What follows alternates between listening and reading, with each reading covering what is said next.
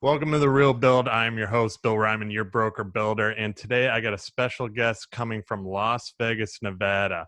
He is part owner, along with his wife, Alexis, of one of the fastest growing plumbing companies in Las Vegas with continued growth in revenue year to year. Andrew Aranda, welcome to The Real Build. Thank you for coming on. How you doing? Oh, doing good, Bill. Thanks for having me on the show. Of course, I've heard your podcast before, and you always have interesting topics, and of course, different people to interview. So I'm glad to be here today. I appreciate you coming on, man. You're the first one, like we discussed prior to this, that I've had on that's actually in the plumbing industry, and I'm trying to hit all these different topics for the customer. As you know, this is all value driven towards the customer to show them what to look for in whether buying, building, selling a house. So I'm happy to have you on, man. So thanks for taking your time. So what I like to get started with is let's talk about your background. So let's talk about who is Andrew Aranda.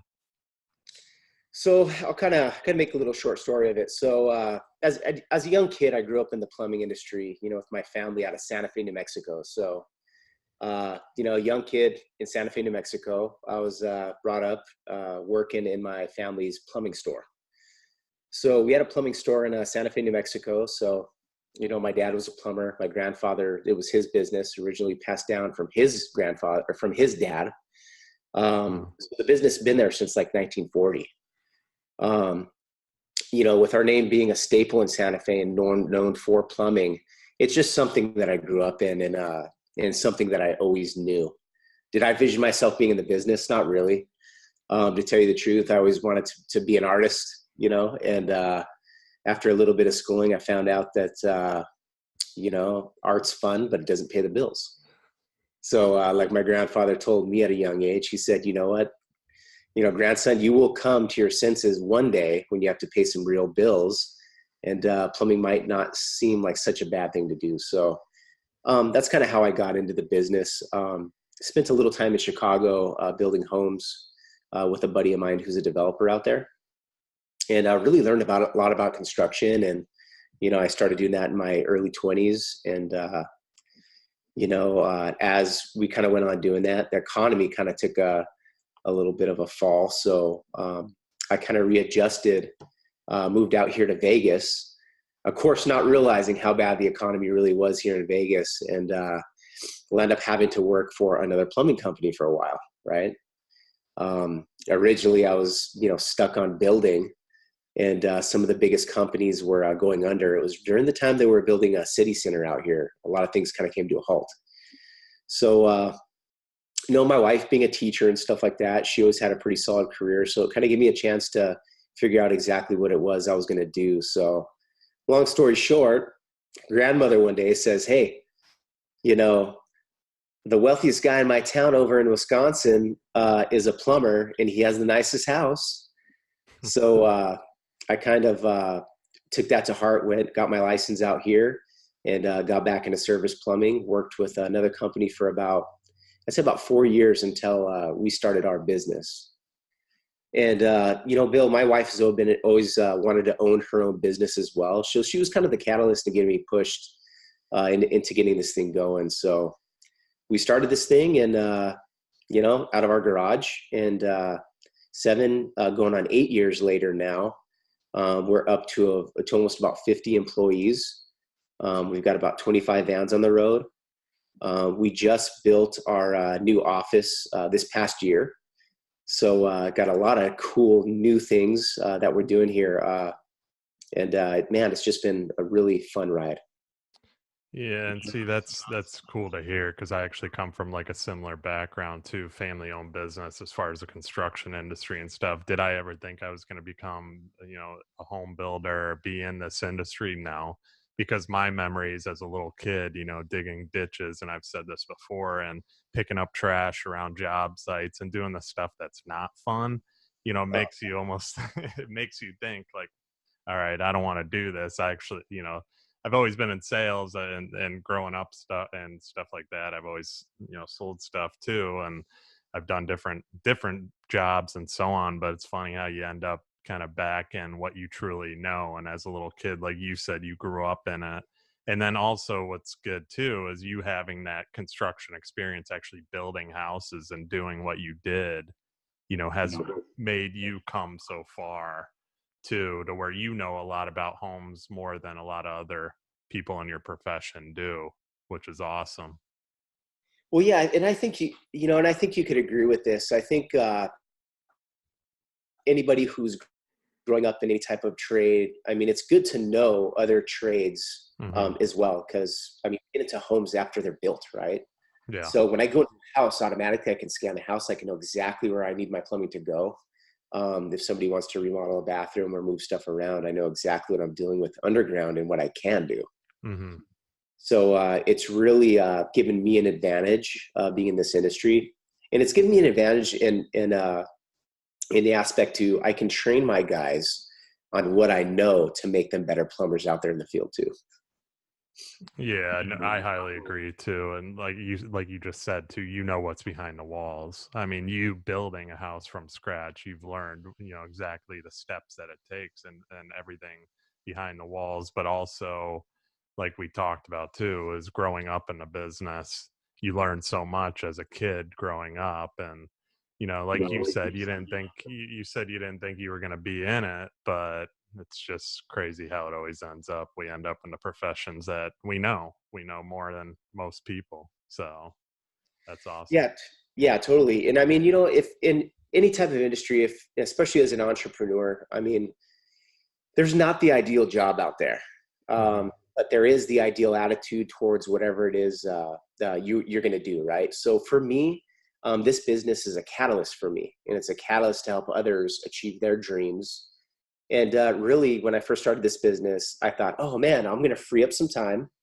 I'm going to have my freedom back, and I'm going to make my own schedule. But really, what it's really amounted to is now I've got a big team of people, and we're coming up into the holiday season now. Yeah.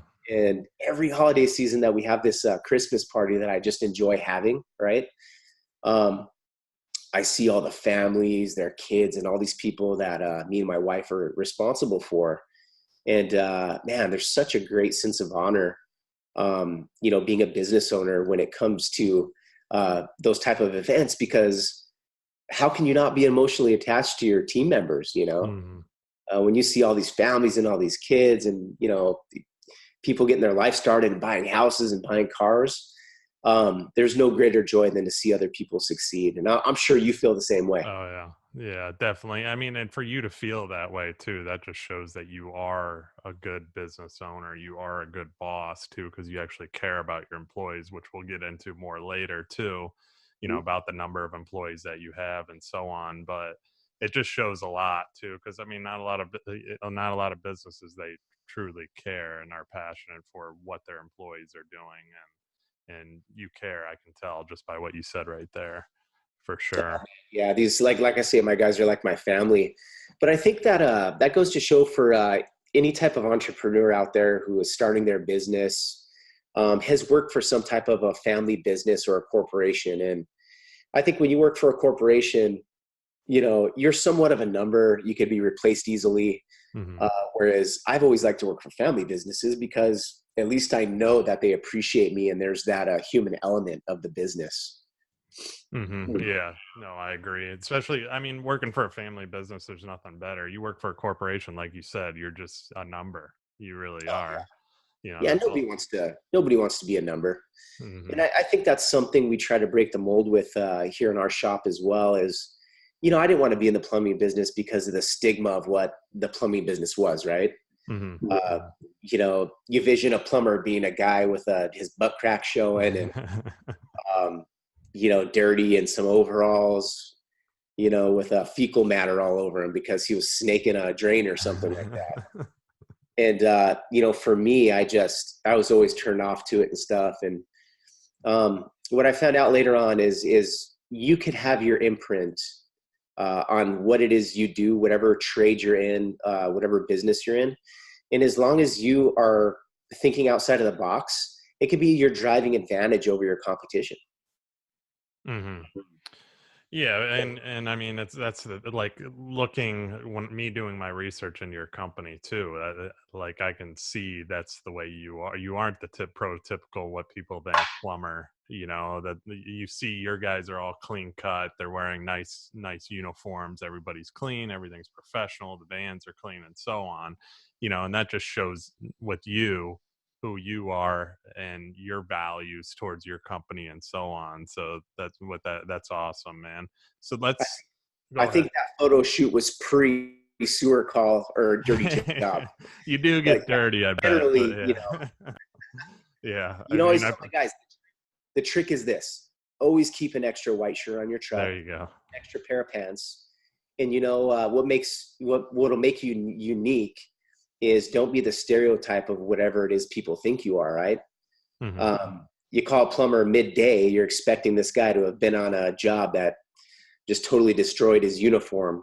And when you show up in a nice clean uniform, like this guy was, put on your job as his first call of the day, that means a lot to the customer. Oh yeah. Yeah, big time, big time. So let's go into this a little bit more about your company. And as you know, this show is more about delivering value to the customer. And obviously, I got builders and people in construction that listen to this too. So they, business wise too, it's great to talk about that. I know you specialize in providing a bunch of plumbing services to address, every aspect in a home. Let's discuss the services you provide and how they benefit the customer. So we provide a wide array of services. Plumbing in itself encompasses water, sewer, gas, and we even do water filtration. So I believe our service really, I look at it as we protect the health of the nation. Oh, It's our duty to go to a house and let our homeowners know what is good in their system, along with what needs attention. And one of the ways we deliver value to our customers is we're going to give you peace of mind being in your house, letting you know exactly what is operating normally or functionally, mhm. and what needs to be addressed, so you don't have any type of unexpected failure around Turkey Day or Christmas or when you have family in town. Awesome. So service wise though, what do you special is there certain services that you specialize in, or is it just all the above? I mean, what are you doing for gas services? What are you doing for, certain specific, obviously plumbing repair and stuff? Do you do new construction, full installs, new homes? What are you doing? So we focus in residential plumbing. Okay. We focus in dealing directly with the homeowner. Um, Okay. we're geared to that. I mean, that's how we're structured. That's how our price book is structured as well. Okay. We have a customer with a failed water heater. We have a customer that needs a water system to protect their home, whether it's water filtration, water conditioning, or water softening. We provide those options for the customer because everybody wants peace of mind. We have some of the hardest water here in Vegas. Mhm. So really, we try to get in there. If somebody buys a new home, we try to get in there and get them into the system based on what their needs are. Okay. So a lot of people don't know, but we have a lot of chlorine in our water here in Vegas. Our water is really hard. So there's an array of systems that we offer our customers to give them peace of mind, whether it's protecting their home, protecting their kids, or providing them drinking water. Okay. And as far as those systems too, because I mean, I'm in the same boat where we're at. The water is rough here. I mean, I always say somebody drinks it, they're going to turn green. You know what I mean? You just don't Oh know yeah, what's in. That's the I way hear it is here. And it's expensive too. That's what's crazy about it. But you can have the chlorine and all that. So what are you doing system wise, just so people know, or what should they look for? Before, so if you're going into a home, let's start there. Let's start with kind of your pre-planning. If you're going into a home, how are you covering these things for people and explaining and kind of going through the processes? So we always go out to the home and we address whatever we're out there to. Okay. The reason we're out there first, right? So if we're out there for a garbage disposal that's broken because a turkey leg got shoved down there, we're clearing the issue and focus on really building a good, solid relationship with the customer by giving them option based, giving them options basically. So first thing we do is we give them the different levels of disposal that they could purchase, and it's up to them to choose whatever suits them best, right? So we focus on knowing our products well enough to explain it to them and leave it up to Okay. our customer to make the choice of what it is they want to do. We offer free or complimentary home evaluations. So, if somebody has an older home, the first thing we do is we, offer them an evaluation by inspecting every emergency valve in the house to make sure that in the event that something does happen, they're able to shut it off quickly to avoid any type of, floods or insurance claims and stuff like that. So we really kind of go around and we try to take a look at everything. We flush water heaters to make sure all the sand and sediment is flushed out of the bottom. What that does for our customers, that makes sure that they get a good heat exchange when their water heater is heating that water. So it adds to the lifespan of the water heater. It also makes sure that you don't have any sand or sediment clogging any type of aerators or cartridges in the home as well. And if we find out that there's an existing water filtration or softening system, we do a complimentary test for them on the system as well, to either give them good or bad news, depending on if the system is working correctly or not. So we go into a house and sometimes, hey, we let the ladies know, or the homeowners know, first of all, that, hey, look, your softener obviously needs some salt, or maybe the system could be rebuilt.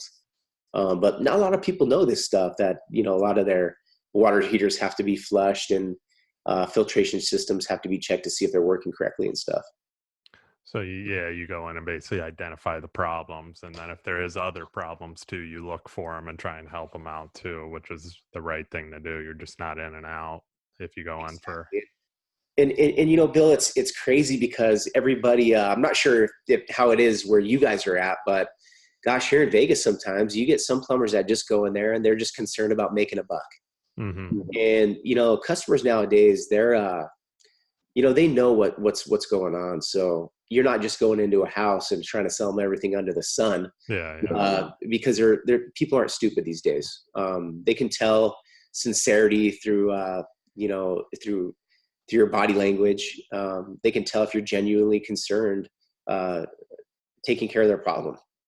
So I think that's a huge part of our business, is just doing things for the right reason. I mean, if you're in somebody's home and you're really trying to honestly keep them from having a disaster happen, the customer knows and they see that right away.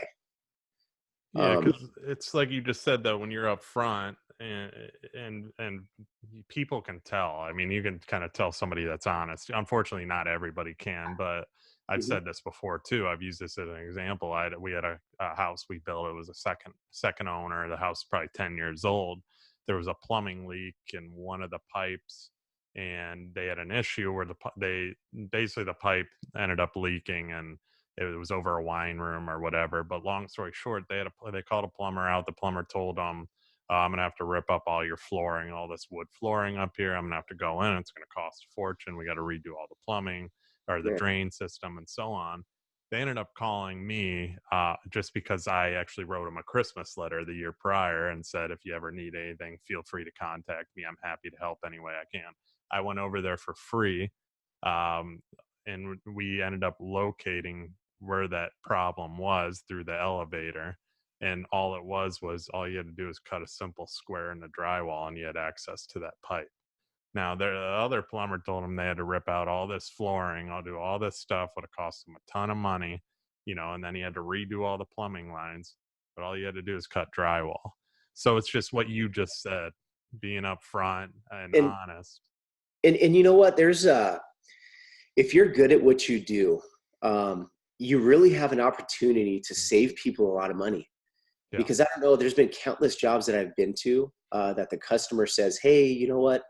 The last plumber that was here said, we have to reroute our water line through this crazy route, and it's going to cost us X amount of money to put this thing back after the job's done." And we're able to go out there and find a solution Mm. to the problem.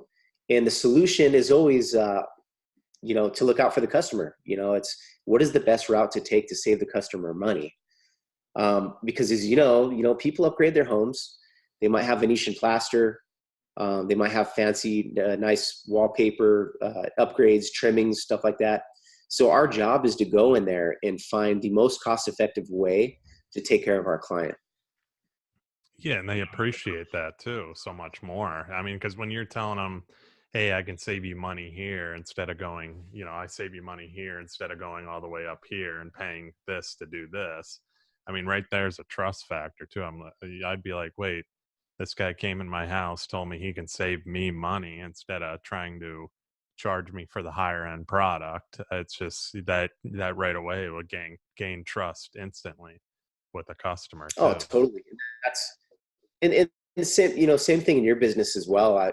The amount, imagine how the customer felt when you told them, "Oh, you don't have to rip up these wood floors. Hmm. All you got to do is cut a little panel right here and fix this pipe." Such a simple solution, but even the brightest plumber sometimes they don't think of that good solution. And Hmm.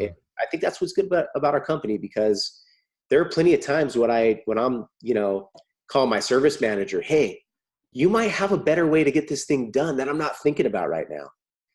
But you can collaborate with each other, right? With a nice, Hmm.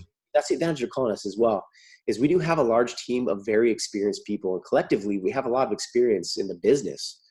So we're guaranteed to have somebody who has dealt with the situation before that's going to shed light on an easier way to do things. Yeah, exactly. Knowledge. That's key right there in any business too. So one thing I wanted to discuss with you too is kind of the pre-planning stages. What should customers look for in this stage? So we both know they're going to shop, and I like bringing up this question because I deal with it on the building end so much that a lot of people they're going to shop. They're going to shop for and sometimes look for just that price and a number. So what can we do to help them select the right contractor based on quality and also connection and not just price? Well, I think it's relationship. I Mhm. think it's you go to a house, you develop a good relationship with somebody. It feels right. You're going to know if it feels right. I mean, anytime I've hired a contractor to do work in my house, right? Even though I'm Mhm. pretty handy stuff, I'm still going to call a professional out there to do it, just because they're going to do a good job. What I look for is are they a company that's going to stand behind their work? Are they the type of company that is going to hold to their price? Mhm. Are they going to ask critical questions that could affect how the project is going to turn out? And I think that you could always determine a good contractor um, by the amount of questions that they're going to ask you, because if they're asking you the questions that could affect what the job is going to cost, how long the job is going to take, and what type of building materials they're going to use, those are all the right questions that are going to Mhm. that are going to qualify the right candidate for you to use. Yeah, and I say the same thing all the time because you just do your research is what I always preach to every single customer. Because I mean, especially in building, everybody's going to bid. They want to bid, they want to get different Oh yeah, pricing. I mean, we've won jobs and we weren't the highest bidder, but we weren't the lowest bidder, but we won off of our detail that we put into our proposal and how much I put into and told them exactly what they're going to get before they even sign on the dotted line with us, and I'm big on that too. But I preach to everybody mostly the biggest thing too that you have to know is the long term relationship. If you're bidding a builder that's on the edge of retiring, and a problem happens with your house, well, what's going to happen? That guy's retired; he doesn't care. Versus oh yeah, dealing with a company that's family owned, operated like ours. That I always tell people, we're not going anywhere. We've been oh, around as long totally. as we have for a reason. You have too. I mean, and it's just you just know you're going to be there to take care of people too, and that's what I'm so big on and preaching to these people, because not a lot of people know. They just look at a number, and that's why I'm doing what I'm doing. To try and get that out there. And you know what? I always look for it. If I could suggest anything, here listening here today, I would suggest go with somebody who's a family man. Hmm. Go someone who's a family man, somebody who's well known in the community, and someone who, gosh, I just think you can't go wrong with a family man. I mean, any type of family man has a purpose. I Hmm. think we're all just trying to show our kids what it's like to be, men and women. Uh, and I think that goes a long way in doing business, because I know if I know that the guy I hire has a family that he's taking care of and supporting, I'm not really concerned about the price, Mm-hmm. because I know that like this man's trying to support his family, and I can respect that. And there's a story I always tell my guys in the morning when I'm meeting with them, right? Air conditioning goes out. It's 120 degrees outside. My wife is pregnant, and it's about 100 and some degrees in our house, right? So she's uncomfortable. So I've got one buddy, who's a good friend of mine, calls me and says, "Hey, Andy, I could replace this. I think it was a condensing unit that I had to replace on the side of my house, right? Went out. He calls me and he says, Andy, I could replace this thing for a couple $1,000. And I'm like, well, when could you make it over here? Well, I've still got work to complete, and I could make it in after work, and I could get this thing in, but you might have to help me too, right? So I'm thinking, man, my wife's sitting here, she's pregnant, it's 120 degrees. And you know what? I'm a busy man. I'm out there taking care of my customers in the plumbing business as well. So I get another company out. It's about $4,500. So when I'm weighing my options, the company for $4,500 is going to replace this thing. When I call them, they're going to take care of it. They're going to make me a priority. And chances are my wife's going to be the one to call. And when it comes to warranting something out on that unit, most likely at the most inconvenient time when I'm out there taking care of one of my clients. So it's a no-brainer for me, right? I'm a busy guy. I've got to make sure my wife and my family are taken care of. I'm going with the person that's going to be there at the drop of a dime. And I think that is where the guy doing the side work or the one-man show can't compete with a company that's larger. Because people that are hiring us, Billy, they're calling us because of reliability, and they know we're going to take care of them when we say we're going to take care of them. And we're pretty predictable with price because we're a large business. Mm-hmm. You know, I shouldn't say larger than yeah, no, spot on. Because it's like you just said though, that the cheaper guy usually, especially with warranty and issues, stuff like that, they're not going to come back. A, because they charge such a low price, they can't really afford to come back, you know. And then it's just B, they're probably more of a one-man show. They don't have as much people that they can send for help too. So it's in any company, even if you're established, even as a builder. And that's what I preach to people so often, you know, with us, is that we're always going to be there, even after the warranty. I just helped the guy. And I said this before on my last podcast. I just helped a guy because he had a plumbing issue, and the plumbers that installed it, they didn't clip on one of the PEX pipes to the stud, and it should have been clipped, but then that pipe was loose. So every time that they would flush, it rubbed up against. Long story short, the pipe broke. Should have never happened. Wasn't the customer's fault. We took care of it, and this was a 4-year-old house, you know. And a normal builder would have said, "Not too bad, you're out of warranty." You know, that happens. But we went there. I went there. I looked at the situation after the plumber cut open the walls, and I saw what happened. And I talked to the plumber about it. He said, yeah, that was our mistake. So, you know, we took care of it. I took care of the painters touching everything up, the drywall patching. So long story short, it's just, that's how you go above and beyond for people and keep helping them to maintain. And that guy's already referred us as a customer. He's already referred us twice. Oh So, man, and I couldn't agree with you more, because just yesterday, I was at a customer's house. The customer said, "Hey, look, my water heater isn't performing up to par. We just put this water heater in most recently. Wasn't any different than the other water heater he had in. And there's two ways I could have handled the situation. I could have said, hey, it's the same size we put in, the previous water heater we put in, deal with it.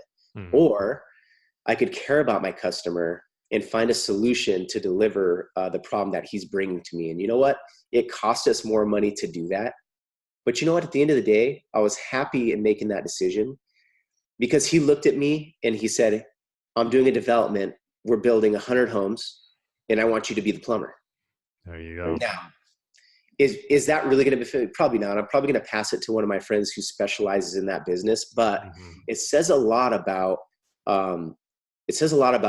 me, for one, as a businessman in our company. But he also knows that no matter what, we're going to do the right thing. It's not all about the money. It's about taking care of the customer. And when you are a very prideful business owner and you're proud of what you create, you don't want to ruin your reputation, because it can be destroyed in minutes. Instant. Yeah.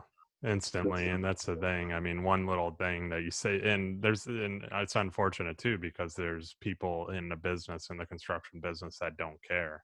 I mean, they have no conscience is what I say, and they'll just say, well, too bad, I don't care, say what you want about, and it's unfortunate. But anyway, let's go into the next thing. I want to talk about your install process a little bit, and how that process is done. What should potential customers look for when needing plumbing installed or repaired? How do they go about getting the process going with you, just to kind of benefit the customer here? Um, so our process is pretty simple. I have a service side of business and I have an install side of business. Okay. And any of my jobs that go over 2 days are considered install projects. And my install crew does a lot of the same thing every day.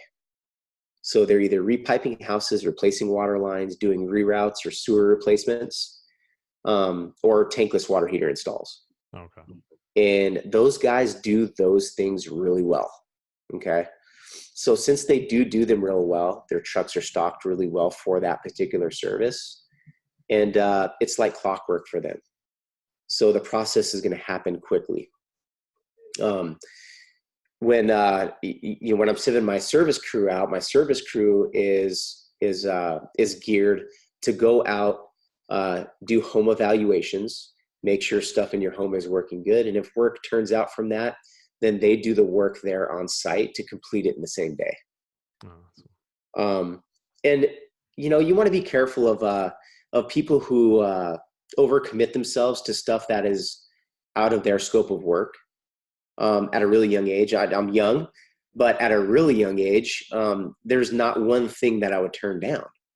Now, there's work that I turn down, and there's work that I pass to other people who specialize in that stuff, and there's work that I do within my own company that we specialize in. So look for a company that can bid the job right, right there on the spot.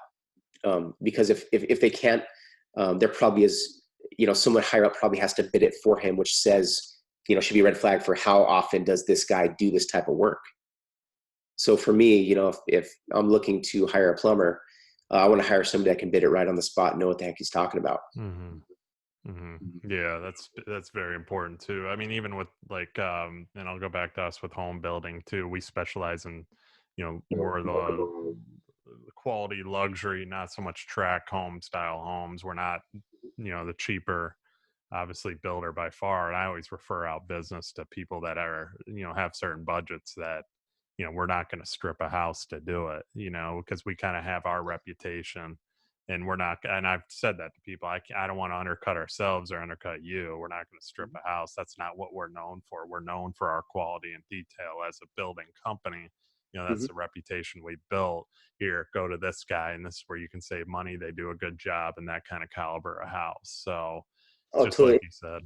And you know what? They're proven as well, right? I mean, Hmm. they've done these. They've been able to build these the lower income homes really well for Hmm. probably many years.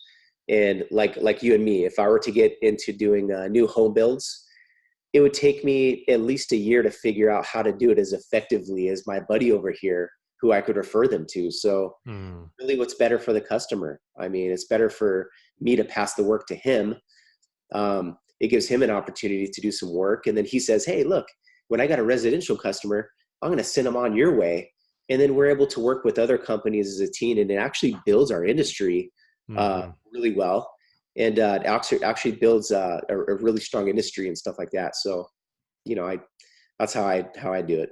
Yeah, I like that. And so let's kind of, you've said, and I did my research a little bit. You said that you work smarter and are environmentally friendly to provide the top plumbing services in Las Vegas. Is there certain brands or things you are using that are better than others, or how are you doing more energy efficient things? What do you recommend as far as to the customer that they can maybe save on an energy bill? I know you just brought up like tankless water heaters, stuff like that. We're starting to see a lot more of those too. Oh Um, yeah. what other things can you bring up too?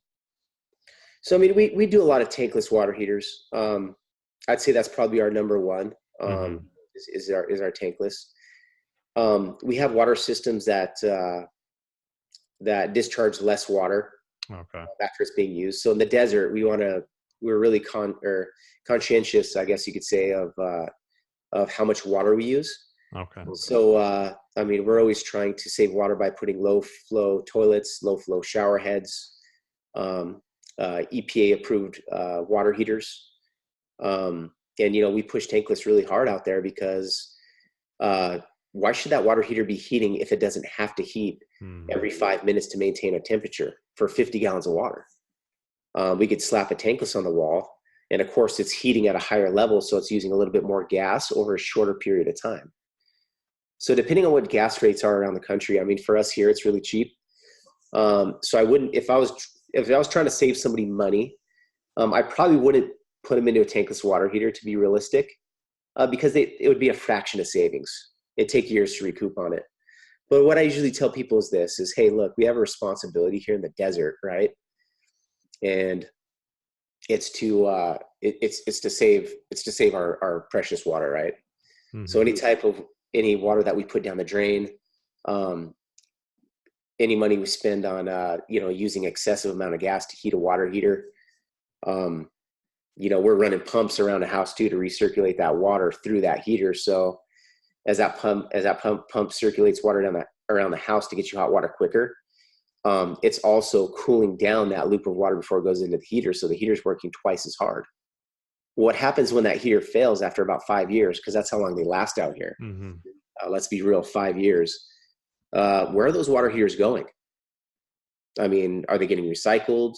Are they getting dumped? Who knows, right? So, I mean, with a tankless water heater, I mean, it's a no-brainer for any of my customers. But I try not to really make it a cost thing. Like I can Mm-hmm. save money. I mean, it just seems like the more environmentally friendly way to go. And if somebody really does care about the environment, which most Californians do, they're moving here. They're very conscious of the environment and doing things to save. So it works out good. Yeah, and plus with the tankless too, you get hot water even faster, right? Correct. It's Oh yeah, instant heat. Yeah, versus yeah. I mean, it's not that you get it faster. It's just that you never run out of it. yeah, it's true. Yeah. So I always tell people, like, around the holidays, perfect example, right? Holidays are coming up. Um, you're gonna have uncles, aunts, Everybody, whole yeah. house, right?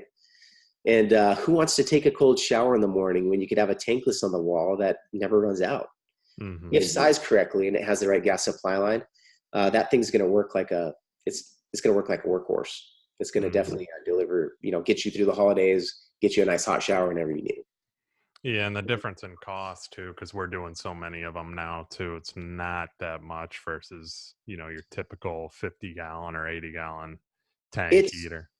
the heater itself, the cost has come down a lot. There are a lot of external parts that go with the Yeah, tank the water the heater. lines. If you got some of these tankless water heaters, yeah, I love to use Renai. Okay, and the reason I like to use Renai is you had mentioned a few sentences ago that they deliver hot water quicker. Well, Renai makes a unit called that has circ logic technology. And essentially what it does is it loops the hot water back from your furthest location through the cold line to use that as a recirculating line.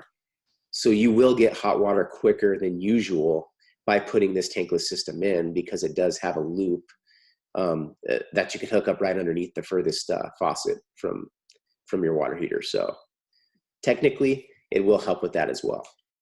Yeah, that's good to know.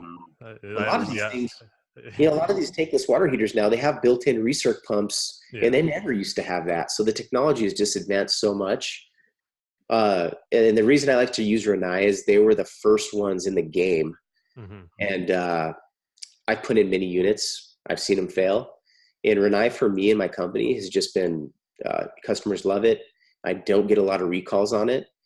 And I don't get a lot of error codes after I install those things in. So I'm super happy with them.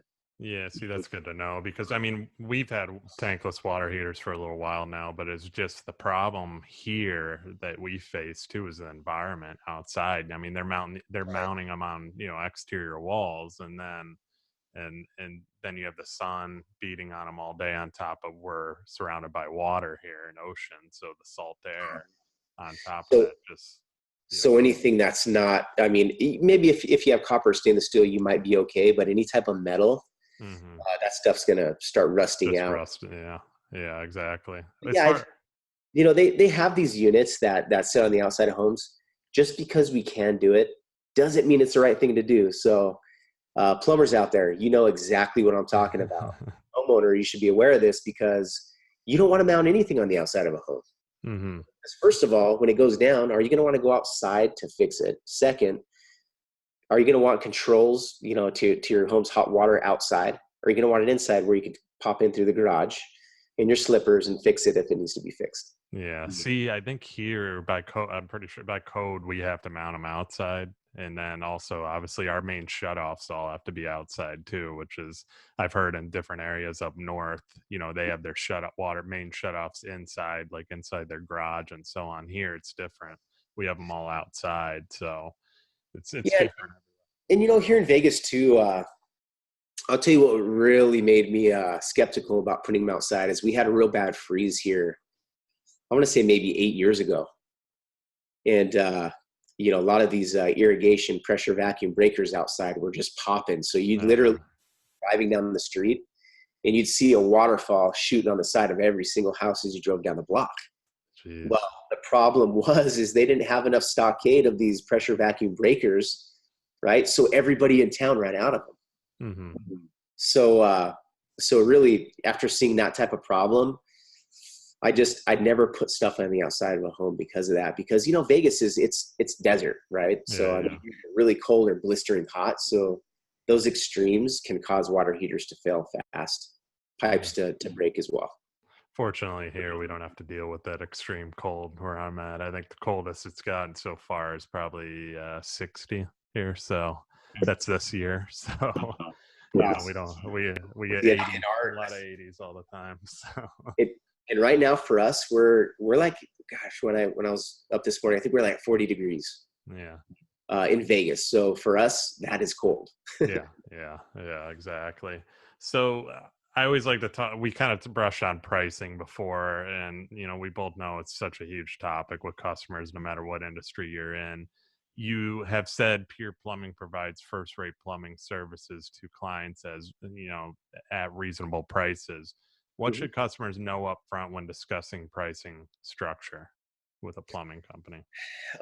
There's various structures of how plumbing companies charge. I believe in a flat rate system. Okay. We charge a flat rate system here, and basically, I have a calculator that calculates exactly what my job should take based on hours and days spent on the job. Um, so first thing is, a plumbing company, something that's different from a new construction plumbing company and a service plumbing company is we are geared to run small calls all day. The only problem with that is we need a stockade of stuff on our truck.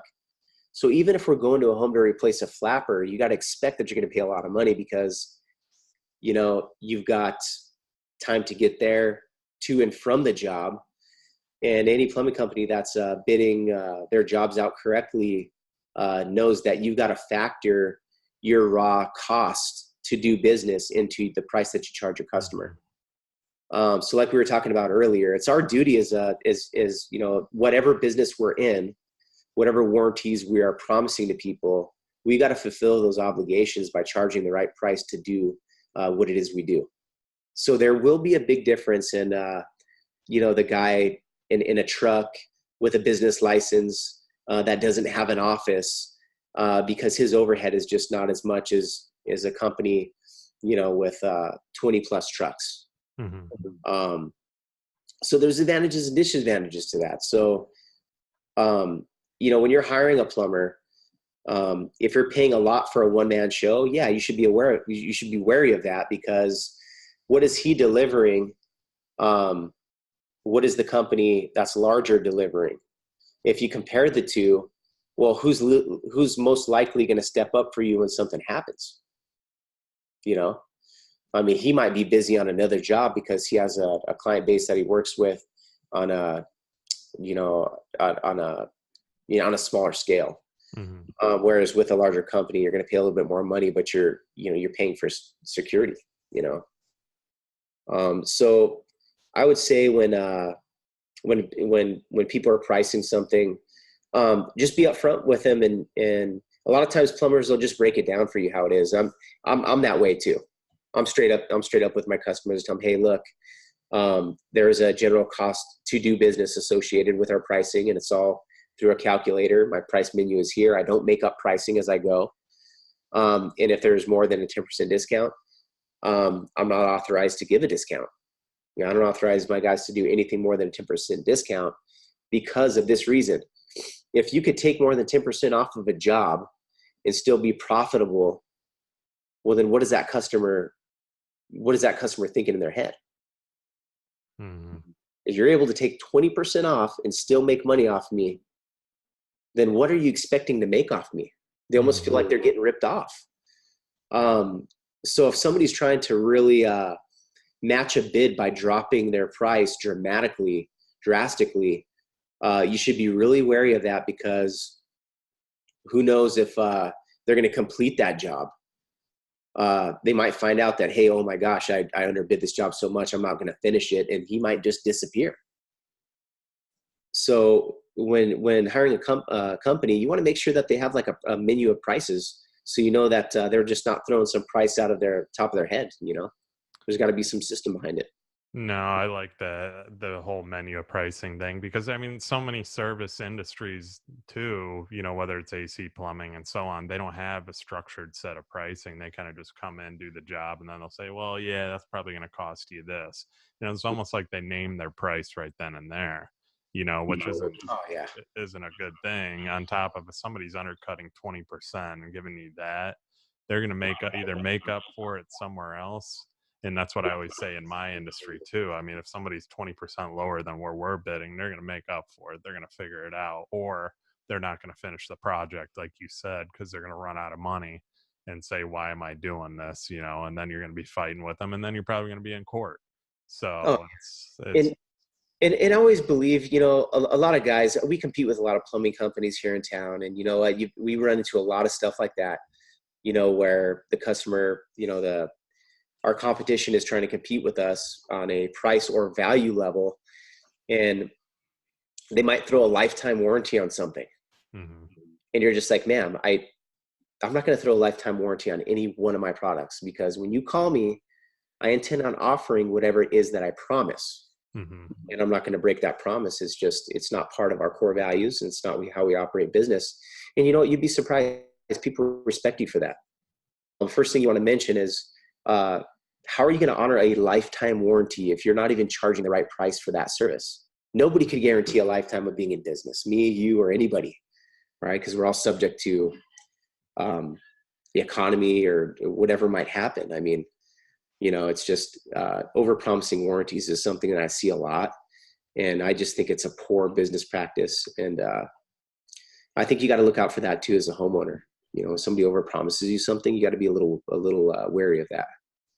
Yeah, big time. I mean, especially the warranty thing. Like you said, I've had other builders where they promise a 10-year warranty, and I'm like, 10 years on a home, a 10-year warranty. I mean, we do your standard in the industry is a year, but like I said before, we always kind of go above and beyond after the fact. If it's, we don't, obviously there's going to be situations that wasn't our fault and so on, but I can guide them to the person that they need to call to, set them up and get something fixed on their own dollar. But you see these 10-year warranties, and I tell these people, did you read the fine print on them, or did you just hear the Oh word yeah. with the words 10-year warranty? You know what I mean? So It's just like, you ever go buy a car at a car dealership, you go yeah. online, see the price, and there's not really any fine print or anything, or there might be some Hmm. fine print, right? But then you go and they say, oh, that was our internet price. Yeah. Our internet guy messed up.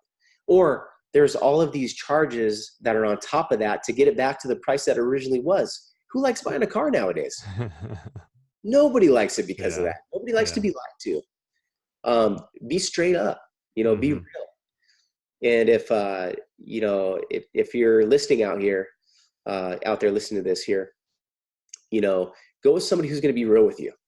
This water heater has a 6-year warranty. I could get you an extended warranty for 10 years at this price.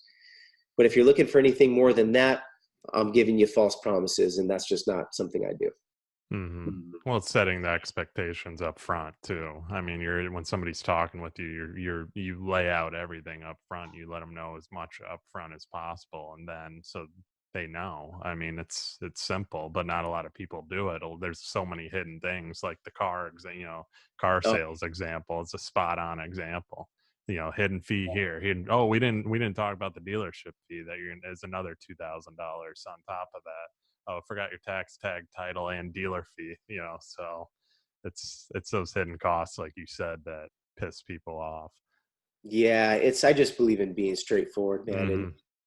And Hmm. people know they're not stupid. A lot of our seniors out here, they've been around for a long time. They're super sharp people, and you don't want to play it like that. You'll end up Yeah. digging yourself in a hole, and you'll lose that trust that you work so hard to build. So, kind of going off of that, though. So, what are you doing?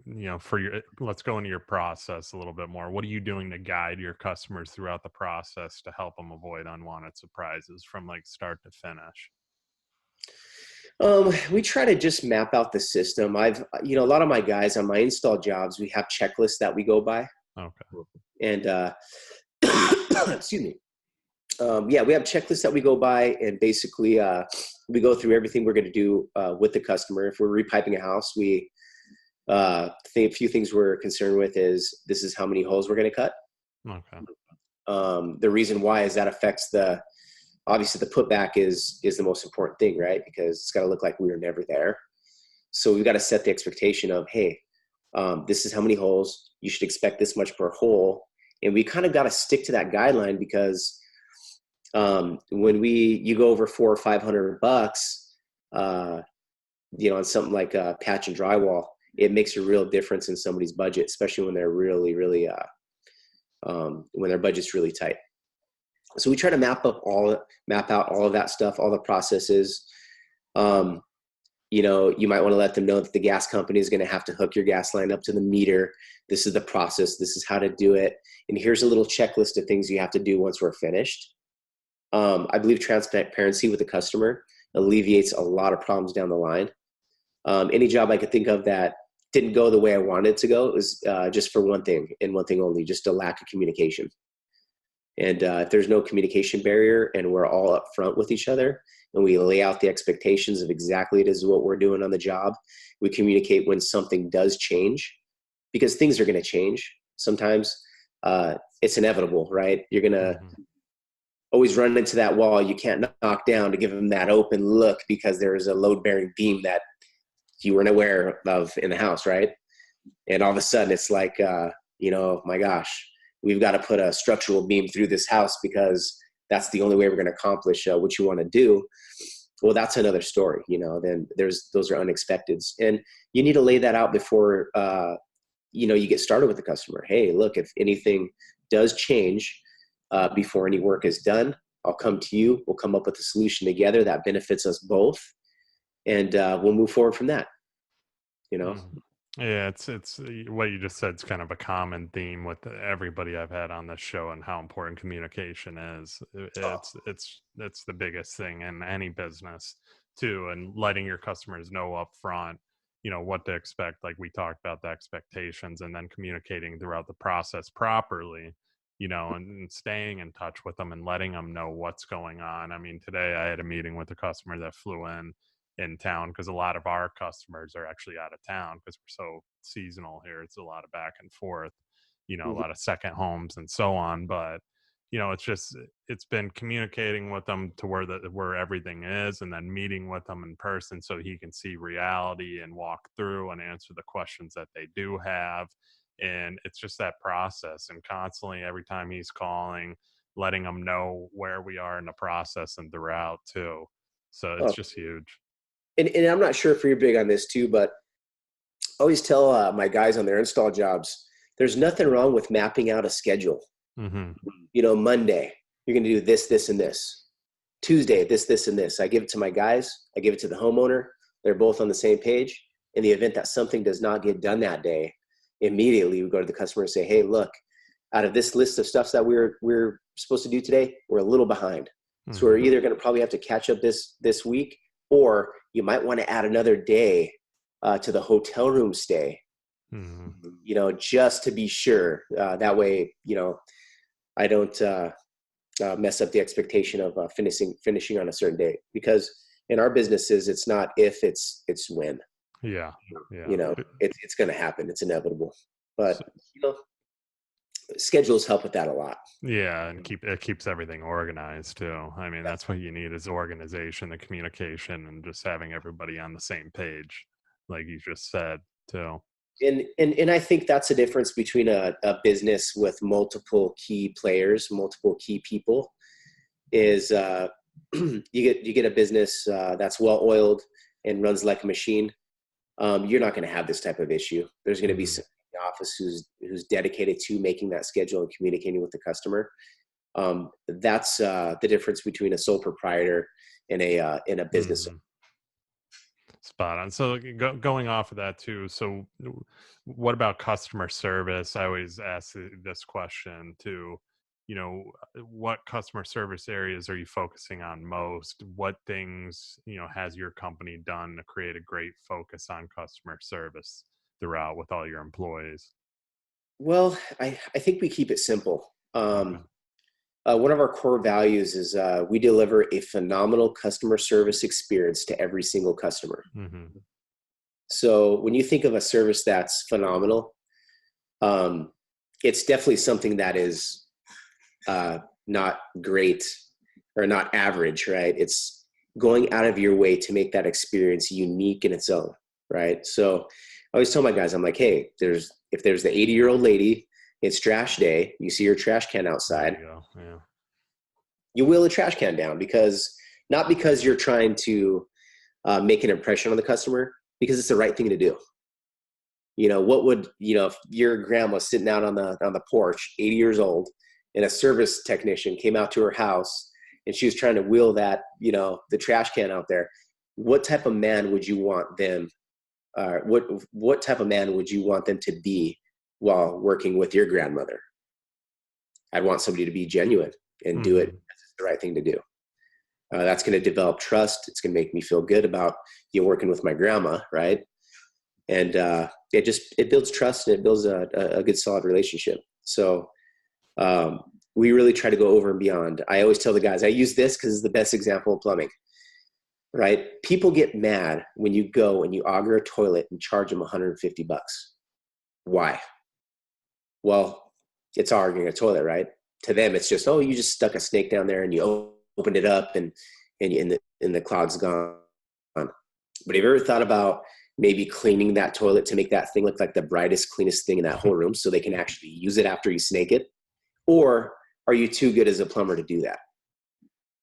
So see, that's how we developed our reputation, and that's how we're known, is we go over and beyond to make sure our customer knows that we care enough to clean their toilet better than they can clean it themselves. Because when they walk into that room and they say, I've just paid $150 for this toilet auger, and the husband comes in, what the heck, $150, plumber, get out of my house. They look at that toilet, they say, oh, the last guy didn't do that. Oh, so it's not just a toilet auger. You cleaned my toilet and you made sure that I can use it, right? Mm-hmm. That goes a long way. I mean, and trust me, I've spent many years on my hands and knees scrubbing floors to make them look immaculate so I could come and show my client, the work I did. And, I could get that. My goal was to get the shock value. Yeah. What kind of shock value could I get out of my customer to inspire them to go write a review for me, Mm-hmm. to go shed light on how great this company is, or I can't believe they did this, because that's what builds companies. When people go out and they brag about you and they tell stories about how you did something nobody else did, that's what you want. Yeah, I mean that's definitely, the above and beyond thing right there. I mean, especially scrubbing their toilet too. That's like one of the best examples. I And mean, it, and some of those are probably, Who wants to scrub a toilet? No. There's times I still go out there as the owner of this company to impress customers that have been Yeah, long. that's impressive. And when they see me out there working or maybe digging with my guys to get the job done, they're like, what the heck are you doing in the trench? I'm showing guys how this is done. Mm-hmm. I'm leading by example. I lead forward. I don't expect my guys to do anything that I wouldn't do myself. And that right there creates leaders, and leaders make customers happy. And when they go and they deliver that service that you guys are known for on a consistent basis, and they see your leadership, that alone will create a buzz. And I mean, what owners are going to get out there and do that with their guys? Yeah, what companies are going to do that at all? I mean, I've never seen a plumbing company do anything like that. That truly is leaving, a statement behind too. And I can only imagine some of those toilets too. God forbid, some of them have probably never even been cleaned. So, Yeah, you know, believe but me. Yeah, I mean, that's you gotta, just like in this field, anybody who's a plumber knows. I mean, yeah, you know, you gotta do the hard stuff, man. There's good stuff, there's hard stuff, but the reason why plumbers make such good money is we do the hard shit. yeah, yeah. Realistically, we do the tough shit nobody wants to do. So, Mm-hmm. I tell people that all the time. I've had lawyers tell me, "Oh my gosh, you charge me a lot of money." Well, everybody wants to be a lawyer, right? So, what about the guy who's doing the stuff you don't want to do? There's a premium to that. I mean, not Mm-hmm. everybody's going to want to go scrub a toilet to impress a customer, right? That's value to me. Yeah, yeah, that's awesome, man. That's that is truly awesome because I mean it's a prime definition of going above and beyond for the customer, like you just said, and there isn't a lot of people out that would get down and dirty to try and help out somebody too, and that's what I'm big on personally, and that's why I started doing the show and to show customers too that they need to hire people like you or past people I've had on that do go above and beyond because unfortunately it is rare because there's so many, especially in construction. There is a lot of construction companies out there. A lot of them shouldn't be in business, and they are because they are just about the money. And I think I say this every day. It's not all about the money. Yeah, we're in business to make money, but we're also in business to help the customer, and that's what you're doing right there. Your prime definition of that. That's awesome for sure. Well, man, I think there's a lot to say for people who go out there and do that every day. I mean, Hmm. yeah, as business owners, we all go out there thinking we're going to make $1 million, we're going to be rich, and it's going to be good. And then you get into the business, and there's the emotional element of it too. Hmm. Nobody talks. You don't hear stories about that. The old lady that you went, you did a bunch of complimentary work for her because she couldn't pay for the work and she has no family. I mean, there's plenty of times where we go out and we see somebody in need of a small business is we're able to do stuff like that for people. And really, there's a lot of guys in my company, man, that have big hearts. Sometimes I'm like, why'd you do that for free, man? You didn't call me on it. It was an old lady, man. She was hurting, Andy, like she couldn't pay for it. I'm like, dude, okay. Well, That's what man, you did the about. right thing. And I'm glad I have a good guy like, hey, call me next time and just make me aware of it. But I'm glad that you're the type of person on my team that would take care of people like that. That's very important to me. Hmm. That's what it's all about right there for sure too. So what about like long term and maintaining? I always like to ask this question here because it's so important. You've said you believe that your dedication to building long-term relationships with your customers sets you apart from other plumbing companies. So you know how important building long-term relationships is in any business. So how do you maintain the relationships with your customers after a job's complete? Um, I'm really big in sending thank you cards. Okay. Handwritten thank you cards are Hmm. something I've always been doing. I was even sending them Starbucks cards too, right? And I don't believe there's anything wrong with asking your customer for feedback. Now, there is something wrong with asking them for a good review because chances are, if you're having to ask for a good review, it's not well earned. But what you can do is uh, make it easy or readily available for them to go and give their feedback about your service and share it.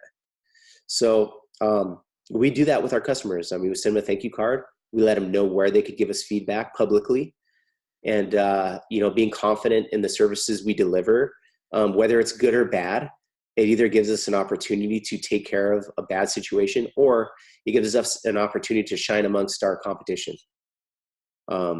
So getting into business, and I'm sure for you too, reviews can be very frustrating sometimes.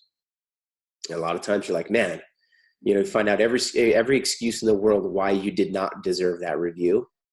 But for me, when I give a good customer service, or our company gives a good customer service experience, I want to know that that's earned well. Mm-hmm. And I want people to see how we handle bad situations too, but in regards to your question, I know I got off a little bit on that, but in regards to your question, I touch base with my customers. When free water heater flushes come up, I call them, and we get them on the schedule to give them a complimentary flush every now and then to show that we do appreciate them.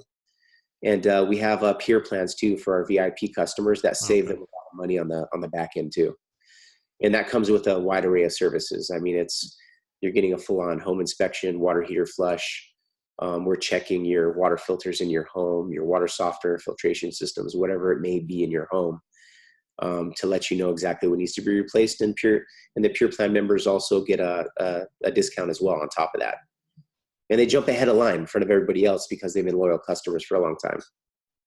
Yeah, everything you've said there too is awesome. I mean, as far as what you're doing too, I mean, complimentary stuff too. But I mean, on the review topic, I mean, that is good because a lot of us will reach out and ask for a review, and a lot of people haven't earned it, like you said. I mean, you Mm-hmm. should do things like you were talking about to earn that review, so they'll automatically write it. Without you having to constantly bring it up. Hey, can you give me a review? Hey, can you give me a review? So that's big right there. Because I mean, that's what's making the business, businesses and everything. More and more people are relying on reviews, especially in service industries and so on. Because that's the first thing they're looking at on Google and so on. So it's important, but also the little things that you're doing too, like going and doing a complimentary flush out, so on. Or getting on your hands and knees and scrubbing a toilet too. That, in my perspective, definitely should earn a review too. So it's awesome what you're doing, man. Well, you know what's crazy, Bill, is I was just talking about this with my guys the other day, and depending on the type of relationship you have with your customer, will base how certain situations can play out, even bad situations, right? So if you have a bad situation with a customer, but you have a really good working relationship with them, and they know you're the type of person that takes care of things, you're not going to get a bad review. Mm-hmm. You're not going to get a bad review. So that's why it's so critical for anybody who is in the plumbing industry or customer service industry, period, to go out there and create a deep relationship with someone, because that deep relationship is going to give is going to keep you out of trouble when something bad does go wrong. Because when you don't have that relationship, they'll blast you. Mm-hmm. But when you do have that good relationship, I have this one guy. Okay, and I'll tell you this real quick story. This one guy, great guy, awesome. He's a young guy. When he first started with me, people would call and rave about him because he was just this sweet guy that everybody wanted to adopt. Okay. And I felt the same way. That's how I know how they feel. Because I was like, I want to take this guy under my wing and help him. Right. So I'd send him out to calls. He'd have a mistake. The homeowner would call me and be like, hey, this is kind of leaking again. And I don't want to get Mike in trouble. He's a great employee. He deserves a raise, but he did mess this up. So I'd go out there and I'd fix it. And to this day, I look at him, I'm like, you're the only guy in this whole company who could go out and mess something up, but then get a great review, right? Get a great review still, and they still request you to come back. And it all goes to how much you have to have a good relationship. They have to love you, and you have to be a real genuine person. That's what got this guy through some of the mistakes he made, because mistakes are going to happen. we're not perfect. Yeah, yeah, in any company they are, and that kind of goes right into my next question too. I mean, you have a ton of employees now. Obviously, the more you grow, the more you're going to maintain too, and you've kind of brushed on core values and so on. But you want to deliver the same quality product that you have been personally for years, and what you're all about, and you have to teach all these employees that what you're about as far as your company.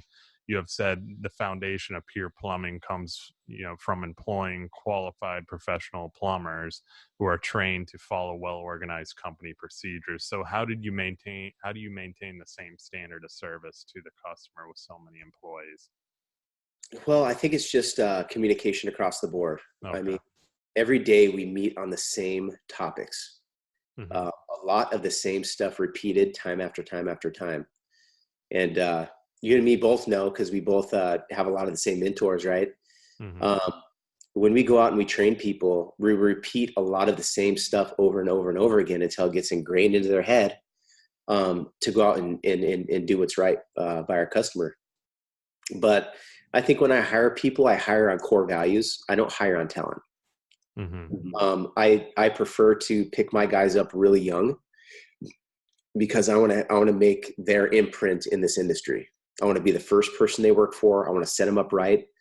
I want to get them the right training. I want to put them through school, and I pay for that for a lot of my guys to go through that school.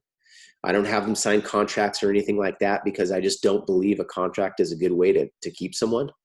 I Hmm. believe you keep people just by being a man of your word, and you create loyalty and trust by trusting that people would do the right thing. So you ever want to develop a good team, trust them. Hmm. Trust them to go out and do the right thing by your customer, and give them a little leadway to go and do the right thing. Because a lot of times you lock people down in a contract, uh, they're just going to feel like they're trapped, caged, and locked down. So I Hmm. think a lot of times, uh, you get people say, "Oh, these millennials are so different, and they're hard to work with. They just want everything for free." A lot of them are really, actually, really good dudes. A lot of them are really smart. I've learned a lot of stuff from a lot of kids that are younger than me, especially when it comes to marketing. And when it comes to hiring people now, I just look for, are they humble, are they hungry, and are they smart? And you ever want to check the book out? Patrick Lencioni writes, talks about that in several of his books.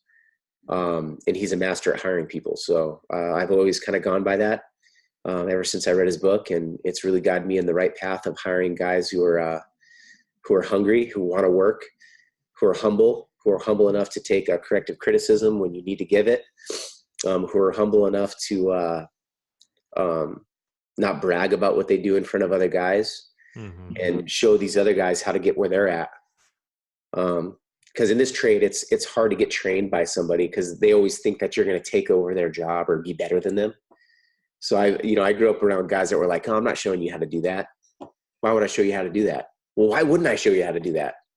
Isn't that your legacy, is to like show this guy how to do something so he can go and talk about you and use you as an example to everybody he trains? That's your legacy. Hmm. So really, I've always looked at things as it's my duty to raise as many competent plumbers out there in this field, whether they stick with me or leave, because that's my legacy, right? And I want to have a positive impact on as many people in this plumbing trade as I possibly can. I mean, that's ultimately my goal. But to answer your question, we train on core values. Um, the core values of this company are very dear to us, and we people fire themselves based on our core values. Hmm. You follow our core values, you don't fit the team. There could be a different place out there that you could work with a set of core values that you believe in, but we have ours and we stick to them, and that's how we deliver the same customer service across the board. Yeah, I mean, core values are huge in every company, as me and you both know. Same mentors, like we talked about too, Oh being in the same group and all that too.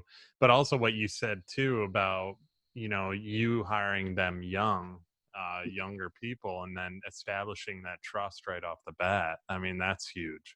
Because if you're going out and you're finding somebody that's hungry, that wants to work, and Sean Henry, who I had on one of my episodes too, who I'm sure you know Oh he yeah.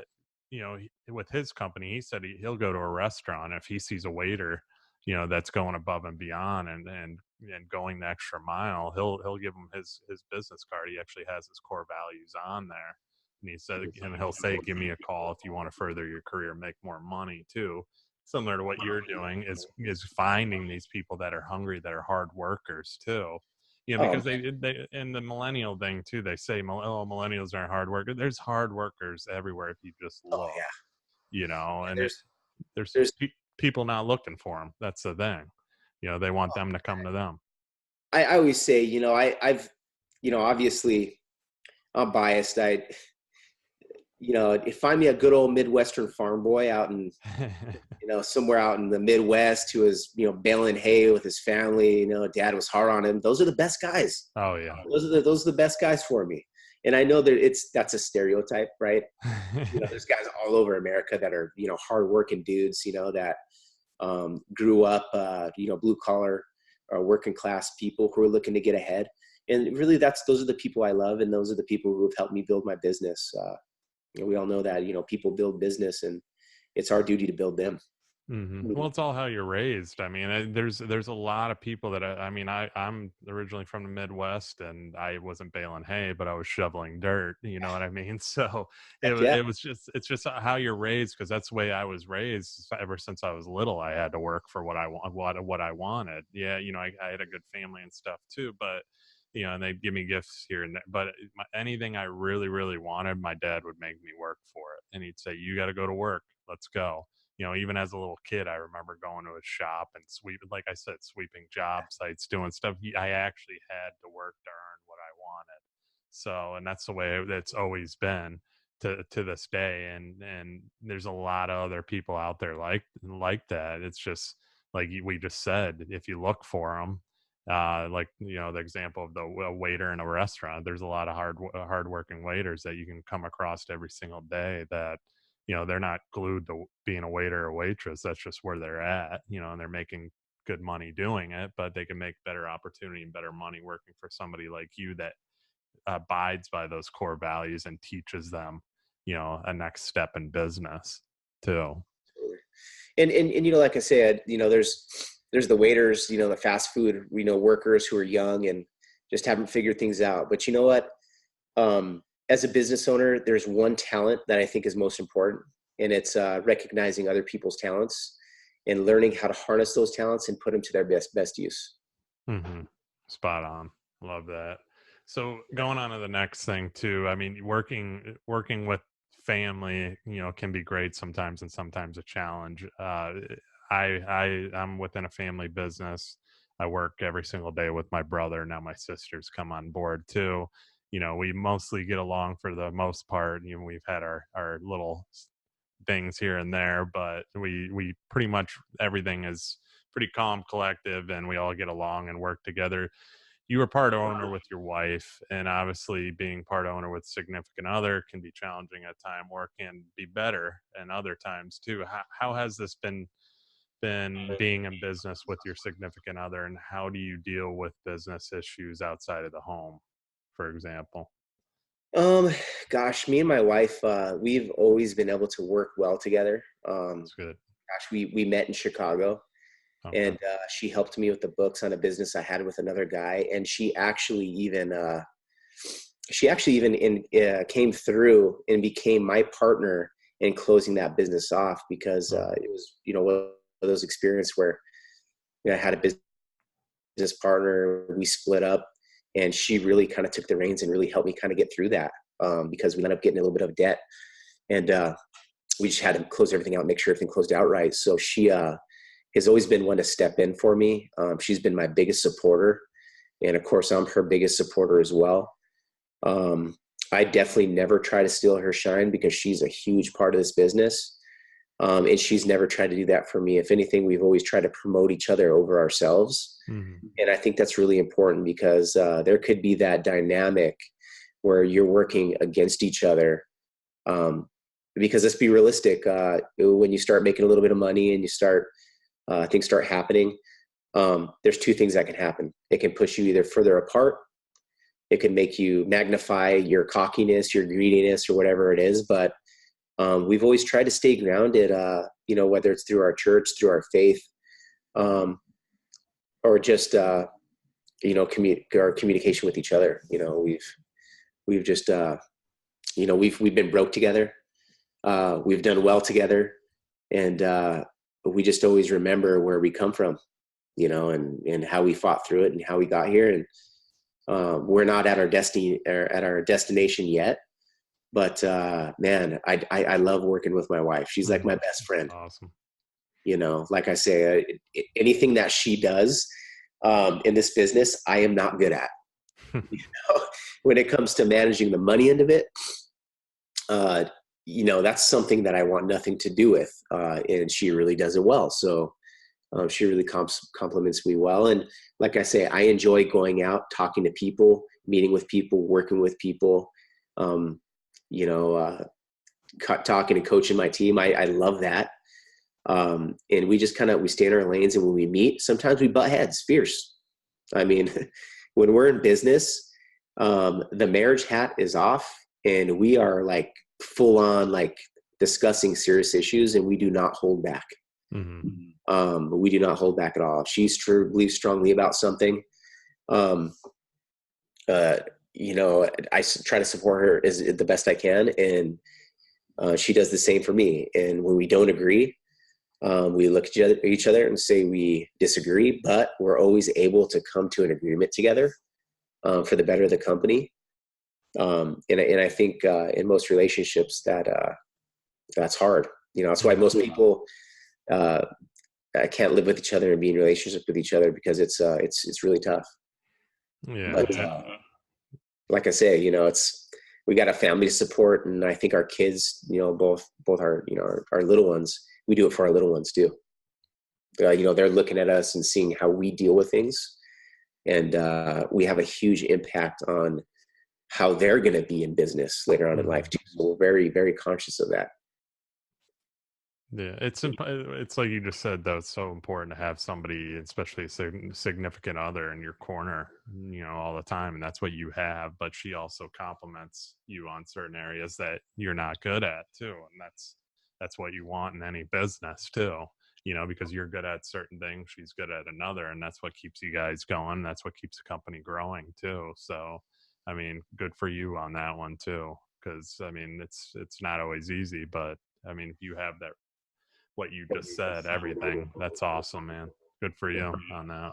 Yeah, I don't think, I really try to wake up in the morning. The first thing gosh, it's so hard to separate work and home life. That's a whole other conversation. But, if I could recommend this to anybody who's in business, just from my example, when you go home, find a way to be present. Find a way to be present with your kids, and make your kids number one when they're home. Because as entrepreneurs, business never stops. It's never going to stop, man. People are going to call you. They're going to be demanding of your time. Not just your customers, but your employees as well. And they have to learn to respect your time as well. And because if you're living a well-balanced home life, your work life is going to be much better too. So we've all juggled, family and business life and stuff. And as a couple, believe me, we've gone through that. And hey, we go through it all the time. I mean, I think just 3-4 weeks ago, we were dealing with it, and I had major changes to go through. So, it's not perfect. It never will be perfect, but as long as both of you are reasonable and you want the right thing by your family, you'll always make the right decision. So let's go on you personally a little bit here. You've built an amazing company that continues to grow every single day. I've been asking this question too, because, I want to get more on your personal side of things. What lessons have you learned throughout your journey that we should all apply to our own business or lives that can help us all grow? Well, I've heard a lot of people up on stage talk about different things. And, my philosophy is this, whatever it is that you're shooting for, overshoot it by a long shot. Don't hold yourself back from your true potential, because just because you've never seen anybody get where you want to go. If I could recommend anything to anybody, put yourself around people who are doing things way more amazing than you've ever done, Mhm. because that's the only way you're going to see the capabilities of what you're really meant to do. Um, like I say, I dropped out of high school when I was a sophomore in high school. High school just wasn't for me. Teachers never thought I'd amount to anything. Um, I started feeling negative about myself because I wasn't as sharp as other people in math. But what I realized after I dropped out of school, I went and I got my GED. I realized that I just learned a lot differently than other people. I'm the type of person that has to go out and learn things for myself without anybody um, showing me how to do something. I need to figure it out and Mhm. work it out in my mind. And my mind just works a little bit differently. So for anybody going out there and starting their own business, don't let things from your past hold you back from your true potential because of something somebody told you in the past or what you believe you might be, because I'm living proof of that, man. I mean, as a dropping out of sophomore in high school, I was never supposed to own a business.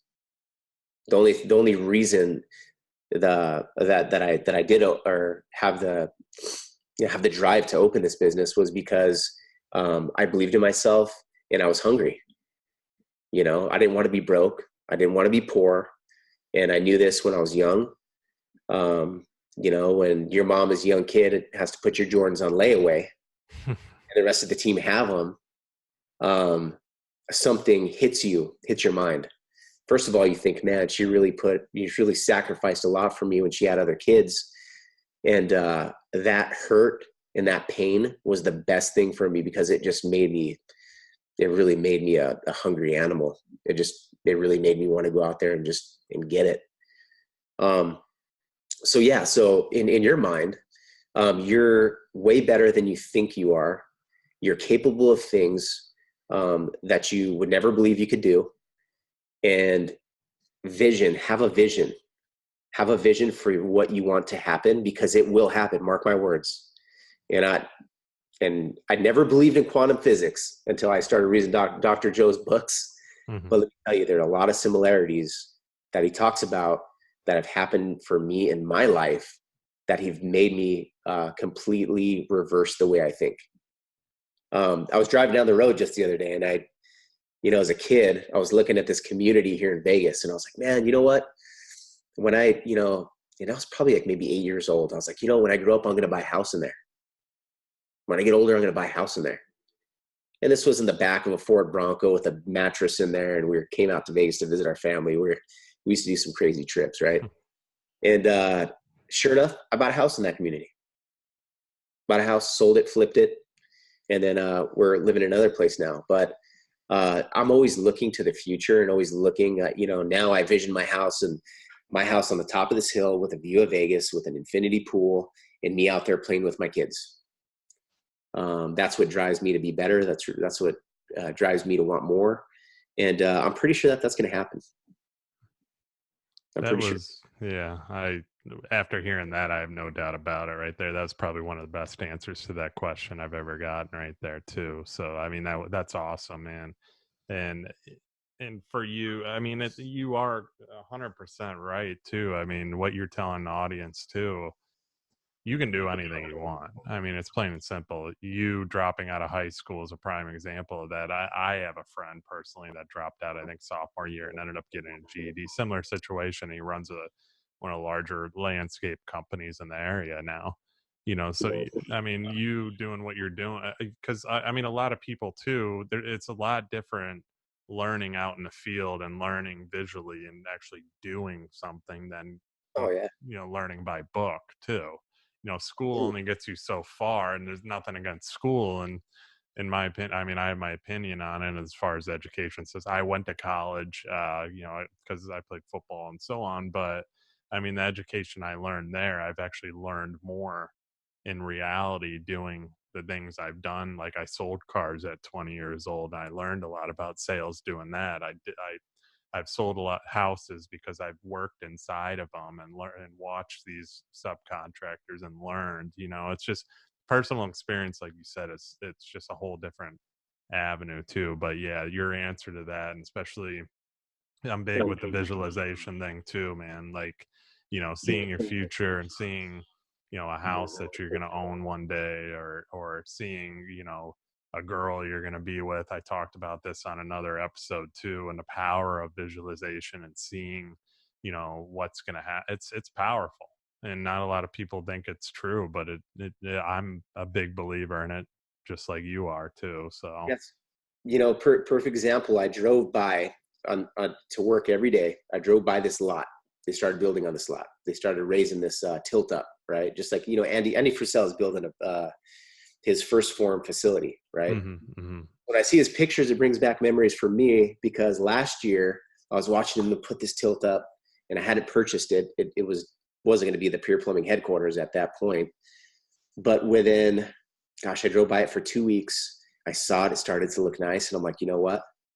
I'm like, man, there's a park right there. There's restaurants over here. This would be a great place for our employees. During lunch break, they could go running. They could go to the park. We could barbecue with the kids and have fun and just build this great culture environment. And sure enough, like 2 weeks later, I put an offer. They accepted my offer. That weekend on a napkin, I drew out exactly how I wanted to build it, like on a napkin, and gave it to a draftsman. He drafted it up, and we're building this thing, man. And we finished this thing like just last year. And man, I wish I could show you it. It's my dream office. I've got windows looking down into the bottom over here, where I can see everybody who walks in. If somebody comes in and interrupts me during business hours, they have no access to me now. Now I'm totally focused in my area where I can get the most work done. If I need to take a nap, I got a couch right over here to my left-hand side. You guys can't see it right now, but I take my nap, I read my book. When I was doing 75 hard, man, I shut off my lights in here, have my little reading light, and I would just zone out for a little while and start reading my book and just kind of zone out into it. But like I say, we're all looking to create that environment that makes us thrive, and create your own environment. Create your own environment. And like I say, I was just talking the other day. There was a mention on Facebook. What is your end all? What would you want to do in life before you kick the bucket, right? What's your bucket? What's on the top on your bucket list? So I throw out this wild thing out there. I want to develop a master plan community, right? I already have people reaching out to me right now. They're saying, hey, look, we'd love to help you get this done. It's like, honestly, to tell you the truth, I threw it out there. Now it's like, it's good. I think it's going to happen. I know it's going to happen at some point in my life, and maybe sooner than I think. So, there are crazy things you think in your head sometimes. Those things happen. So whatever you're throwing out there, it's going to happen. Trust me. Yeah, yeah. No, it's true, man. Because and it's powerful too, and it's just the extent you're thinking of it. Because when you could see it so clear, and you just know one day it's going to happen. Yeah. It's more than likely going to happen too. And I've used like past girlfriends, stuff like that. Oh, I'm going to date that girl, and then you end up dating her, or when you're a little kid and you want that toy so bad that somehow you end up getting it, whether you work for it, like we talked about, or something. It comes in there, in the reality too. And and just the older you get, the more things that you're thinking of business wise, so on, that these goals, and you visualize them too. It's going to happen. It's powerful, man. And your office, prime example. That's awesome. Yeah, I wish I could show. If I could take my computer and walk around with it, I wish I could show you guys, man, because it's something we're so proud of over here. And when I built this, when I built it, right, I gave the ladies who take the inbound calls the best spot in the whole place. Gets sunlight. It has a view of the park. And you know what? My whole mentality behind that was, these women probably have the job that is probably the hardest in the company. Mm-hmm. That's converting a customer on the phone to get them to book with us, right? They're happy as hell down there, laughing, playing all the time. When we moved into this office, our caliber of people just skyrocketed. So when I say create the right environment, like put your people in an environment that you would be proud to work at. Google does it well, right? Hmm. Everybody wants to create an office like Google, right? Because there's bean bags and there's couches and there's stuff like that there. It doesn't just have to be Google, you know? I mean, what if an architect had an office where you could go lay on the couch and freaking draft a master plan of some wild building that you sell the blueprints for a couple $1,000,000 and own the rights to? You Hmm. know, the possibilities are endless, man. People walk in here and they're like, "What is this, dude? Google?" Yeah, it's kind of like the Google of plumbing. That's awesome. But they like it. They're intrigued and they're curious. And people come in here all day and every day, and they're like, "Oh, what is this place?" Plumbing company, bro. That's awesome, man. That's awesome. A little bit more. So I've been asking this question a lot too, because everybody asks you about your past. So what are you thinking for your future? You know, where do you want to be business wise or in life? You know, where will you be in the future? Well, um, I have a mission, right? And my goal is always to raise the roof on this business. I want multiple locations. I want to empower people within the company to run those locations, and I want as many as possible. I'd like to be nationwide. I'd like Pure Plumbing to be a brand name that's recognized around the country. When it comes to being a national brand, I hope to be a national brand that's privately owned or employee owned, to tell you the truth. Um, I want to bring those people up who have been most loyal to me. I've got an obligation to them, and I'm an honorable man, and I believe my word. I want my word to be, if there could be anything on my grave when I die, I want them to say, he was a man of his word. Hmm. He made things happen, you know, and that's what I want my sons to know me as too, and I want them to be the same way. Awesome. Great answers. And final question. I always ask this to everybody. What exactly do people need to look for when hiring a plumbing company? And why should they choose Andrew Aranda Pure Plumbing as their contractor of choice? Well, just look for somebody who's honest, somebody who's straight up, somebody who has a game plan going into the project. Body language. Look for body language. If they're looking at you straight in the eyes and letting you know exactly how it is, and there's some sincerity behind it, they truly want to help you out, you're going to know, and that's your instincts are going to tell you that's the right person. Just make sure they're asking the right questions. Make sure you're giving them the right answers, and you can't go wrong with whoever it is you choose. Why would you choose me or my company or any employee that works for me? Well, we have core values. We have core values that we hold dearly to us. We like to take care of our customer, and we take great pride in our work. So whatever project that you're going to do in your home, you certainly are going to want somebody like us to come and do it. So I think that's why you'd want to use us. Awesome. Andy, this has been awesome, man. I really appreciate you coming on. Last thing, where can people connect with you or find you? Social media, anywhere? Where can they find you? So you can find us. Our website is pureplumbinglv.com. And the LV is for Las Vegas, but it's just pureplumbinglv.com. So you can message you can message me there. You could also message me at Andrew at pureplumbinglv.com. If some of the stuff has resonated with you today, you have any questions, I'm open for questions for, I like to help people. I've been helped out by a lot of people, so I believe it's my duty to help other people as well. And if there's something that I have to share or offer that can help you, I'm here for any one of you guys out there as well. I appreciate you guys having me here. My Instagram, you could reach me there too. It's Andy Aranda 1. That's my Instagram, and then you can find me at Andrew Aranda on Facebook. So yeah, and you guys want to connect out there, I'm always down to connect. Billy, I appreciate you having me on the show. I know we've been trying to connect for some time now. I know we ran into at the Syndicate Yeah. Live, and it was just kind of real brief because I was, back and forth real quick. But I am fortunate to have ran into you and stuff, and I think what you're doing with your podcast is great, man. Yeah. Did you have a vision for this when you started it? I mean the reason for doing this, my main vision is to help people because it was mostly, and I know that's kind of a cliche answer, but it's just to help, because not a lot of people know what to look for in our industries. I mean, in construction in general, I deal with it every day, where I deal with customers that are talking with other builders and I don't ever bash other companies or builders. That's not who we are, but I just know about them because you know your competition, I know mine, and you just know they're not good builders or they're not good contractors, and they've screwed people in the past. So I mean, it's more to educate people, and especially even in real estate too, because I do real estate as also, and there's so many realtors out there that just don't care, and it's all about the paycheck and the quick turnover. Let me grab my commission check and never talk to somebody again.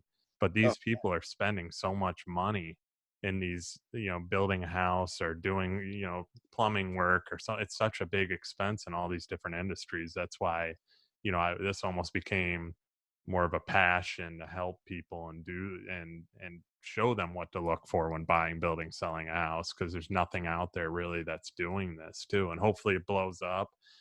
Maybe one day I'll have a show and I'll have you on it.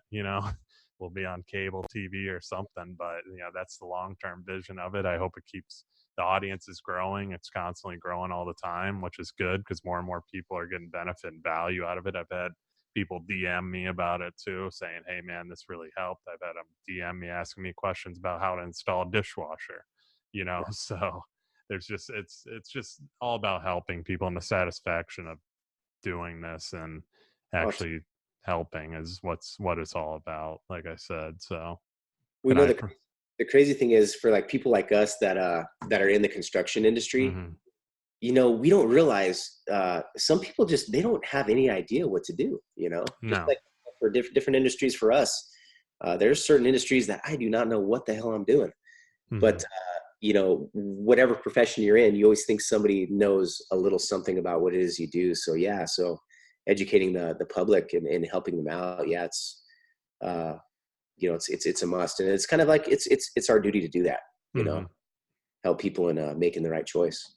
Well, see, that's why I'm trying to hit all these different angles too, like having you on in the plumbing industry, and then I had, Sean Henry, like I said, with solar and energy efficiency. Then I've had a roofer on. I've had different real estate agents, investors. I've had wholesalers. I'm just trying to hit all these little different angles because there's so many different things in the construction business and real estate industry that people don't know, and they go into it blind. I mean, they may read a review or something, or Zillow reviews that were compiled of a realtor calling all her friends or something, you know what I mean? Review me. But in reality, it's when you talk face to face with somebody and actually interview somebody that has that good reputation because of word of mouth too, and has earned the reputation. That's 10 times what it's all about too. And just it's tough, man. It's a tough industry. A lot of people don't know, and that's why I'm doing what I'm doing, and it's turned into more of a passion thing than anything, and it's been consistent and just keeps growing. The numbers keep going up, and hopefully more people listen, and it Yeah. keeps growing and growing, and we keep helping people. We know the cool thing you mentioned, Sean Henry, man. The first time that I met him in Coeur d'Alene, uh, he he was telling me, he's like, yeah, man. He's like, anytime you want to get into the solar business, dude, I'll help you the whole way through. Yeah. So there are a lot of good guys, man. You Oh have yeah. and stuff. When I met him, he had made a good impression on me and stuff, and he's had a lot of success in his business. But any Hmm. business owner who wants to help you do what they do, Yeah. that's so. Yeah, that shows right there. I mean, Yeah, he's yeah, willing to that's help fair. anybody, and because he is who he is. I mean, you are who you are. You run. I mean, you can give all the information you want to people. It doesn't mean they're going to take it and do it and capitalize on it too. Oh, I totally. mean, there's only going to be one of you, and the way you operate and the way you run your employees and so on. Nobody can.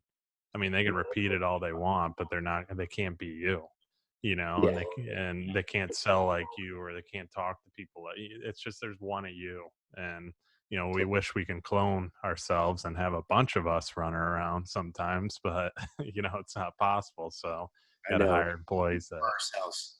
We bore ourselves cloning ourselves. We yeah. drive ourselves So crazy, right? Yeah, so I mean, that's what this is all about. Is like, and it's turned into something where I mean, I'm on 28. It's going to be the 28th episode, and it can, Nice. like I said, it's just all about helping people and trying to hit all the different directions of construction as much as possible, too, man. So I appreciate you taking the time coming on and No giving problem. your info, man. It's a lot of great information, so I guarantee it'll give a lot of value to people too, for sure. Well, yeah, So. anytime, you guys need anything, like I say, I'm available to you guys, of course, for you anytime, Billy. Thanks for having me again, man. I appreciate it, Andrew. And thank you guys for listening. I'll see you guys on the next episode. Have a good one, guys. Cool.